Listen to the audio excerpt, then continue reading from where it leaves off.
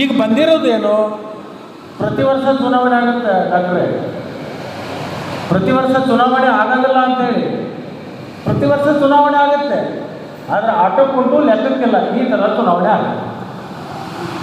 ಈ ಸರಿ ಸ್ವಲ್ಪ ಚುನಾವಣೆ ಗಾಂಭೀರ್ಯತೆಯನ್ನು ಪಡ್ಕೊಂಡಿದೆ. ಆ ಗಾಂಭೀರ್ಯತೆ ಯಾಕೆ ಪಡ್ಕೊಂಡಿದೆ ಅನ್ನೋದು ಮುಂದೆ ಬಂದು ಹೇಳ್ತೇನೆ. ಇವತ್ತು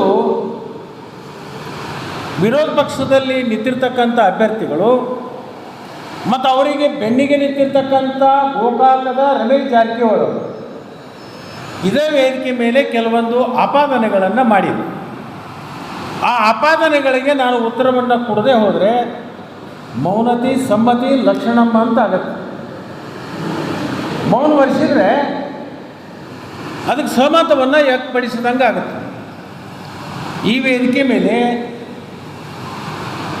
ಮಾನ್ಯ ರಮೇಶ್ ಜಾರಕಿಹೊಳಿ ಅವರು ಏನು ಅಂತ ಆಪಾದನೆ ಮಾಡಿದರು ಅಂದರೆ, ಲಕ್ಷ್ಮಣ ಸವದಿ ಅವರು ಈ ಕಾರ್ಖಾನೆ ಒಳಗಿಂದ ದುಡ್ಡನ್ನು ಮತ್ತು ಮಷಿನರಿಗಳನ್ನು ತೊಗೊಂಡು ಹೋಗಿ ಐಗಿಳಿ ಕ್ರಾಸ್ ಹತ್ರ ಒಂದು ಕಾರ್ಖಾನೆಯನ್ನು ಕಟ್ಕೊಂಡಿದ್ದಾರೆ ಅಂತಕ್ಕಂಥ ಒಂದು ಆಪಾದನೆಯನ್ನು ಇಲ್ಲಿ ಮಾಡಿದರು.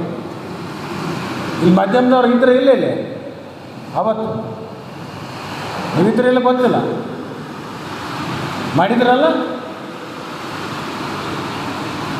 ನಾನು ಒಂದು ಸರ್ವಸಾಧಾರಣ ಸಭೆಯಲ್ಲಿ ಒಂದು ಮಾತು ಹೇಳಿದೆ.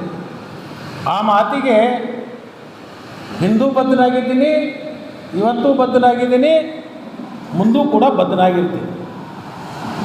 ನಾ ಸರ್ವಸಾಧಾರಣ ಸಭೆ ಒಳಗೆ ಒಂದು ಪ್ರತಿಜ್ಞೆಯನ್ನು ಮಾಡಿದೆ.